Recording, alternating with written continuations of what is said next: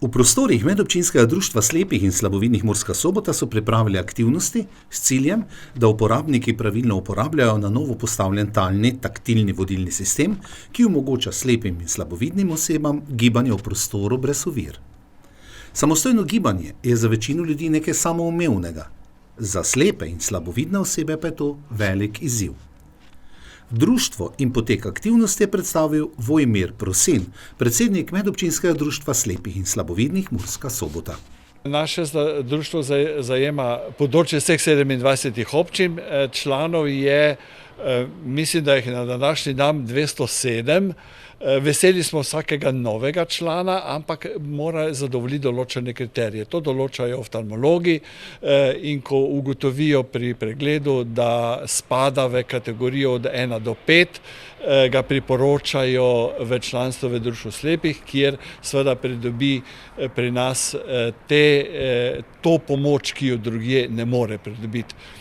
Izredno smo veseli, da nam je uspelo prvo sploh pridobiti nove prostore in seveda pozneje tudi kako opremiti te prostore tako, da bodo naši članice in člani in tudi ostali čim bolj zadovoljni z opremo in se v teh prostorih čim lažje gibali. Smo opremili osrednji prostor za izvajanje posebnih socialnih programov tako, da je čim bolj prilagodljiv našim članom. To ni dovolj. Zato smo se odločili tudi za opremo z tako imenovanimi taktilno-talnimi oznakami, ki ste videli, da so se pred nekaj dnevi delali. Tukaj se je vse skupaj dokončalo, da smo lahko postavili tudi informacijske table in v povečanem tisku in v brajevi pisavi.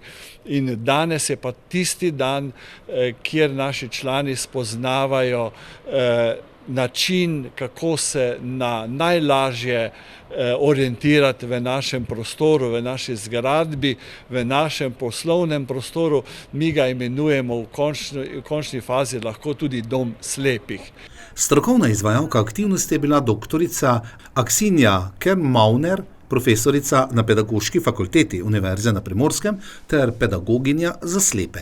Danes smo pravzaprav predstavili novosti, namreč društvo ni bilo v osnovi prilagojeno za slepe in slabovidne in so ga naknadno prilagodili.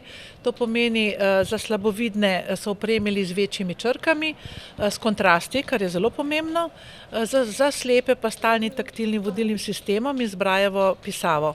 Tako da lahko slep, ko pride v bližino tega društva, sledi s palico talnemu sistemu in varno pride do vhoda, kjer ga pa čakajo nove oznake in se lahko varno giblje po okolici in pa po samem društvu.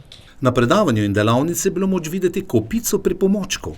Ti pripomočki so izdelki mojih študentov, namreč poučujem na Pedagoški fakulteti Univerze na Primorskem, inkluzivna pedagogika, metode dela s slepimi in slabovidnimi, in študenti imajo za nalogo, da naredijo nek pripomoček ali tipno slikanico ali igračo, ki je prilagojena slepim in slabovidnim.